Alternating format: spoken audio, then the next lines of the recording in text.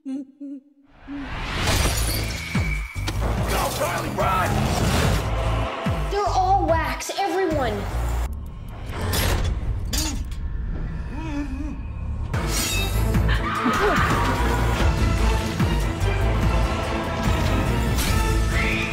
Welcome sa Jetflix Tagalog Recap. Ngayon recap natin ang 2005 American horror film na pinamagatang House of Wax, kaya set back and relax, simulan na natin. Nagsimula ang kwento sa isang kusina noong 1974 at makikita na may isang babaeng nagpapakulo ng isang maskara na gawa sa wax habang may isang batang lalaki ang kumakain ng cereal, at makikita rin na may kinukuha ang kanilang ama na isang batang napaka-agresibo at mistulang halimaw ang pag-uugali nito hanggang sa makalmat nito ang kamay ng kanyang ina at ito ay nasample. Lumipat ang eksena sa kasalukuyang taon kung saan sina Carly at Paige ay nasa isang restaurant at pinag-uusapan ang internship ni Carly sa fashion magazine, ngunit hindi pa sigurado si Carly kung gusto ba niyang pumunta sa naturang event dahil kailangan niyang magtrabaho upang makabayad sa kanyang tinitirhan. Mayat-maya naman ay dumating ang boyfriend ni Carly na si Wade, kaya naman nagpaalam na rin si Paige na umalis dahil pupuntahan pa niya ang kanyang boyfriend na si Blake, at tinanong naman ni Wade kung bakit kailangan pang sumama ng kanyang kambal ni Carly na si Nick sa football game, ngunit sinabi nito na binayaran ni Blake ang tiket ng kanyang kapatid kaya wala na siyang magagawa. At habang pinag-uusapan nila ang kapatid ni Carly ay dumating na nga ang kambal nito na si Nick kasama ang barkadang nito na si Dalton at sumama ito sa kanila habang kinukuhanan ni Dalton ng video ang magkasintahan. Lumipat ang eksena kay Blake na nakikinig ng music at mistulang hindi pinapansin ang girlfriend nito, kaya naman nang nagsimula ng magtampo si Paige ay umalis ito, ngunit pinigilan naman siya ni Blake hanggang sa naglambingan na nga ang dalawa. At nang madatnan nila Nick at Dalton ang dalawa ay hindi ito nakaligtas kay Dalton at kinuhaan niya ito ng video, at nang mapansin ito ni Paige ay pinagsabihan niya ito na itigil na ang ginagawa nito, at kinagabihan ay nagpunta na sila papunta sa football game, ngunit mga ilang saglit ay nasiraan ang sinasakyan nila Wade, kaya naman hindi maiwasang hindi magkomento sa nangyayari si Nick, at nang maayos na nila ito ay hindi nila namalayan na papunta sila sa isang lugar kung saan may nakalagay na patungo sila sa House of Wax. At nang nakaramdam sila ng pagkapagod ay napagpasyahan ng grupo na magtayo ng tent upang magpalipas ng umaga, kung saan bago sila matulog ay nagkainuman muna ang grupo hanggang sa makaamoy sila ng mabaho galing sa gubat, hanggang sa may isang strang herong sasakyan ang dumating at pinagmamasdan ang grupo, ngunit pinagsabihan naman nila ang driver na patayin ang ilaw ng sasakyan dahil ito ay nakakasilaw. Ngunit parang walang narinig ang driver kaya naman tumayo na ang lahat at hiniling sa driver na ito ay umalis. Kaya naman binato ito ni Nick ng bote at tumama naman ito sa kanang bahagi ng headlight at sabay umalis, at habang natutulog na ang lahat may isang di malamang nilalang ang pinagmamasdan sila sa labas ng kanilang tent hanggang sa mapansin ni Carly ang mga yapak ng tao, kaya naman sinabi niya ito kay Wade ngunit hindi naman siya pinansin nito, kaya naman lumabas si Carly at tinutukoy kung saan nanggaling ang yapak, ngunit pagtalikod niya ay si Wade lang pala. Pagkaumagahan sinabihan ni Blake ang lahat na gumising na dahil pupunta na sila sa football game. Ngunit nagtataka si Dalton na nawawala ang kanyang camera at nalaman rin ni Wade na nasira ang pambelt ng kanyang sasakyan, habang sina Carly at Paige ay nagbawas ng tubig sa kakahuyan hanggang sa makaamoy na naman sila ng mabahong amoy, kaya naman sinundan ng dalawa ang mabahong amoy dahil sa kagustuhan nilang malaman kung ano ito. Hanggang sa nahulog si Carly sa tambakan ng mga patay na hayop, kaya naman nang marinig ito ng kasamahan ay pinuntahan nila ito at tinulungan ito ni Wade na makatayo, at binigay ni Nick ang suot niyang sando sa kapatid upang ito ay makapagpalat, hanggang sa dumating ang isang driver na nagngangalang Lester na nagdadala ng mga patay na hayop dahilan upang ito ang sanhi kung may mga masangsang na amoy. At dahil sa natakot sina Carly ay napatanong ito kung kaninong kamay ng tao ang nakabaon sa tambakan ng hayop, hanggang sa binunot ito ni Lester at napag-alaman na isa lang pala itong kamay ng manekan. At nagtanong naman si Wade kay Lester kung may alam ba siyang malapit na gasolinahan sa lugar at kung saan siya makakabili ng pambelt, kaya naman sinabi ni Lester na may isang lalaki na nagngangalang Bo ang nagmamay-ari ng gasolinahan malapit rito. Ngunit sinabihan naman siya ni Blake na iwanan muna niya ang sasakyan upang hindi sila mahuli sa laro, ngunit tumutol naman dito si Wade na hindi niya iiwan ang kanyang sasakyan, samantala nag-alok naman si Lester kay Wade na makisabay ito sa kanya papunta sa gasolinahan na sinangayunan naman ni Wade at sumama kasama rin ang nobya nitong si Carly, at habang nakasakay ang mga ito sa sasakyan ni Lester ay nakaramdam ang mga ito ng takot dahil sa mga mantsa ng dugo sa loob ng kanyang sasakyan, hanggang sa pinababa na ni Lester ang dalawa at sinabihan nito na malapit na sila sa bayan kung saan may gasolinahan, ngunit pagdating nila sa bayan ay nagtataka ang mga ito dahil sa malagos town na lugar.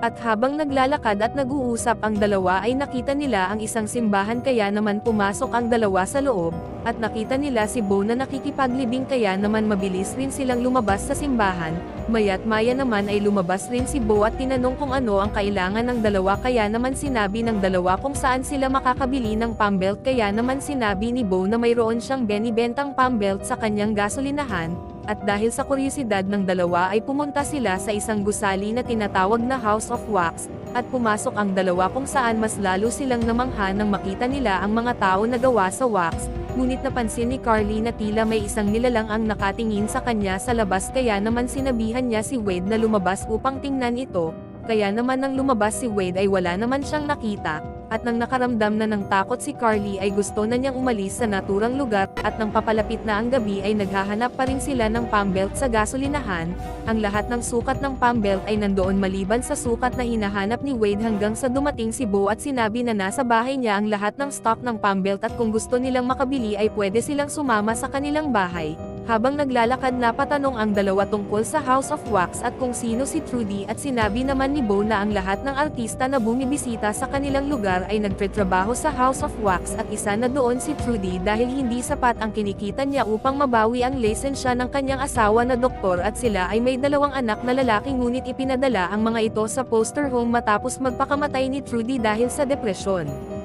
At nang makarating na sila sa bahay ni Bo ay nakiusap si Wade na nasa loob ng kanyang bahay ang hinahanap ng dalawang, ngunit hindi naman sumama si Carly, kaya naman naiwan ito sa loob ng sasakyan. At nang makapasok na ang dalawa ay tila nakaramdam si Wade ng kakaiba at nagmamasid-masid ito sa loob ng bahay habang si Bo ay kumukuha ng pambelt, hanggang sa makakita si Wade ng mga kakaibang bagay at ilan pang surgical tool. Ngunit ilang saglit lang ay biglang nagsara ang pinto at nawala ng ilaw, dahilan upang mahirapan itong makalabas, at nang silid at nang papalabas naman ito ay may biglang humiwa sa kanyang paa gamit ang gunting, dahilan upang mamilipot ito sa sakit, at sinaksak ito sa tiyan ni Vincent, ang kapatid ni Bo, at dinala si Wade sa kanyang silid kung saan dito ginagawa ang mga wax. Kaya naman nang magsimula ng mag-alala si Carly sa kanyang boyfriend, ay lumabas ito ng sasakyan upang sundan si Wade, ngunit nakita nito ang sinasakyan niyang kotse ay ang ginamit kagabi nung sila ay minamatyagan, dahil ito ang kotse na binato ng bote ni Nick. Ilang saglit lang ay lumabas na ng bahay si Bo at may daladala itong mga gamit, at nang magtanong si Carly kung nasaan si Wade ay hindi ito makasagot ng maayos, kaya naman nagumpisa ng magduda si Carly at sabay pumasok ito sa sasakyan, ngunit inatake siya ni Bo sanhi upang magpanik si Carly at pinilit na makatakas kay Bo. At nang manlaban si Carly ay nakatakas ito papalayo, at makikita naman sina Nick at Dalton na papunta sa bayan kung saan pumunta sina Carly at Wade, habang wala silang kaalam-alam na pinapahirapan na ni Vincent si Wade at binubuhusan ng mainit na wax ang kanyang katawan. At habang tumatakbo si Carly ay humihingi ito ng tulong sa mga kabahayan, ngunit tila walang tumutugon sa kanya, dahilan upang pumunta ito sa simbahan at dito humingi ito ng tulong. Ngunit sa kasamaang palad ay napag-alaman niya na ang lahat ng tao pala na narito ay gawa lang sa wax. Kaya nang mapansin niya na papalapit na si Bo ay nagtago ito, kaya naman hinanap ito ni Bo sa bawat sulok ng simbahan, at nang papaalis na ito ay natukoy nito kung saan nagtatago si Carly. Kaya naman isang habulan ang nangyari, ngunit nahuli naman ito ni Bo hanggang sa nagsusumigaw ito at tila may isang matandang babae ang sumilip sa bintana, ngunit hindi naman siya pinansin. Hanggang sa nakarating na nga sa naturang bayan sina Dalton at Nick, habang dinala naman ni Bo si Carly sa underground at itinali nito ang mga kamay at paa nito, hanggang sa narinig ni Bo ang boses ni Dalton, kaya naman dali-dali niyang pinatahimik si Carly at hindi pa nakontinto pinatikam niya ang bibig nito gamit ang pandikit. Habang hinahanap nila ang dalawa sina Dalton at Nick ay napagpasyahan ng dalawa na maghiwa-hiwalay muna upang mapadali ang kanilang paghahanap. At nang nakalabas na si Bo ay nakita siya ni Nick at tinanong nito sa kanya kung may nakita siyang dalawang magkasintahan, ngunit nagsinungaling ito at sinabing wala siyang nakita na magkasintahan sa kanilang lugar. Ngunit hindi agad umalis si Nick, habang nagawa naman ni Carly na masira ang isang upuan na gawa sa bakal, at narinig nito na nakikipag-usap si Bo kay Nick. Upang malaman ni Nick na nasa underground ito ay inilabas ni Carly ang kanyang daliri, ngunit nakita ito ni Bo. Gamit ang cutter ay pinutol nito ang daliri ni Carly dahilan upang lubha itong nasaktan ngunit hindi ito makasigaw dahil sa ginawa sa kanyang bibig,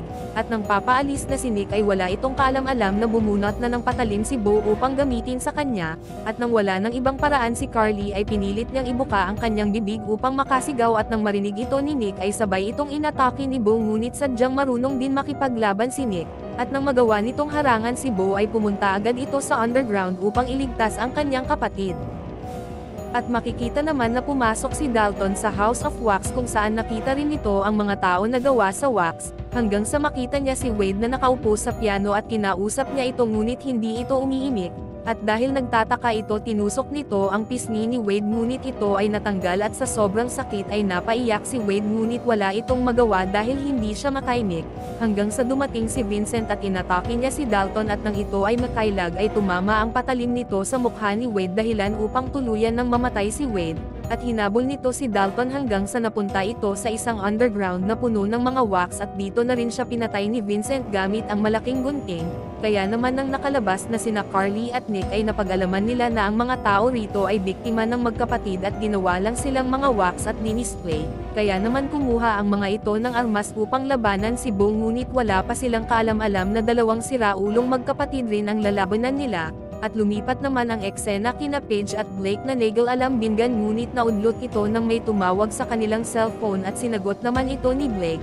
at habang natutulog si Paige ay may tila may nanonood sa kanya ngunit wala itong kaalam-alam na ito ay si Vincent. Kaya naman inatake niya ito hanggang sa makita niya si Blake na nag-aagaw buhay na dahilan upang lalo itong matakot at tumakbo, hanggang sa napunta ito sa tambakan ng sasakyan ngunit nahuli rin naman siya ni Vincent at gamit ang matulis na patalim ay pinatamaan ito sa noo ng kanyang agad na ikinamatay, habang sina Nick at Carly ay pumasok sa isang sinehan at mayat-maya ay dumating si Bo upang hulihin ang dalawa kaya naman nang makita ni Bo si Carly na nagpapanggap na wax ay pinatamaan ito hanggang sa mapagsak ni Nick si Bo gamit ang archer. Kaya naman ang dalawa ay pumunta sa bahay ni Bo upang puntahan si Wade, at dito napag-alaman na nila na ang tinutukoy sa kwento ni Bo kanina ay silang dalawa dahil sa isang dyaryo at makikita na ang kambal ay magkadikit ang kanilang mga mukha, hanggang sa dumating na nga ang sugatang si Bo at mayat-maya dumating rin ang kambal nito na si Vincent sakay ang mga wala ng buhay na katawan nila Blake at Paige, at nang makarating ang dalawa sa underground ay nakita nila ang mga breaker ng buong bayan. Ngunit nangialam ang dalawa sa breaker dahilan naman upang malaman ito ni Bo at Vincent kung nasaan ang mga ito. Kaya naman nang magawa nilang ma-unlock ang isang silid ay nakita nila rito ang kagamitan sa paggawa ng wax at nakita ni Nick ang damit ng kanyang kaibigan na si Dalton. Kaya naman nakita na rin ito ang kanyang kaibigan na nakabalot na ang buong katawan ng wax at nang sinubukan itong iligtas ni Nick ay naputol ang ulo nito. At mga ilang sandali ay pinuntahan na sila ni Vincent at sinugod ang mga ito ngunit nilabanan naman ito ng dalawa, at itinapon ni Nick ang pinakulo ang wax na nakalagay sa malaking mangkok dahilan upang kumalat ang apoy sa silid, at habang papatakas na sila ay nakita naman nila ang wala ng buhay na si Wade, at nakita nila si Bo kaya naman sa galit ni Nick ay sinugod ito kaya naman nagsuntukan ang dalawa at sabay rin nagbabagsakan ang mga tao na ginawang wax, habang unti-unti naman natutunaw ang ilan sa mga ito. At nang napabagsak ni Bo si Nick ay hinato ito ng baseball bat sa ulo hanggang sa ito ay mamatay, at nang makita ito ni Vincent ay nagalit ito dahil sa pagkadurog ng mukha ng kanyang kapatid, kaya naman hinabol si Carly at napunta sa isang kwarto at hinarangan ng may nakalagay na estatwa na magkapatid, ngunit madali lang itong nabuksan ni Vincent dahil ito ay gawa lang sa wax, kaya naman nahirapan si Nick sa paglalakad bukod sa natamong saksak sa binti ay unti-unti pang natutunaw ang mga sahig, at makikita na unti-unting lumalabas ang buto ng tao sa katawan ng mga wax,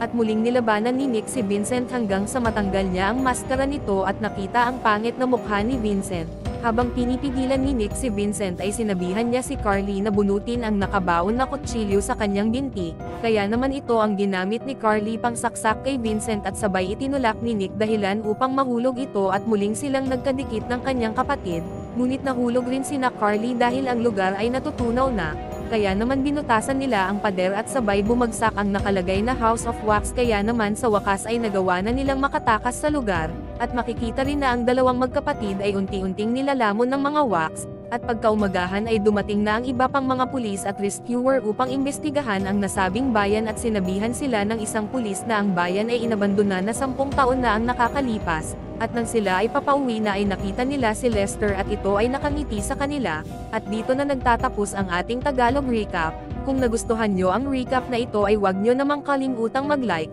subscribe and hit the notification bell para lagi kayong updated sa susunod pa natin na mga videos.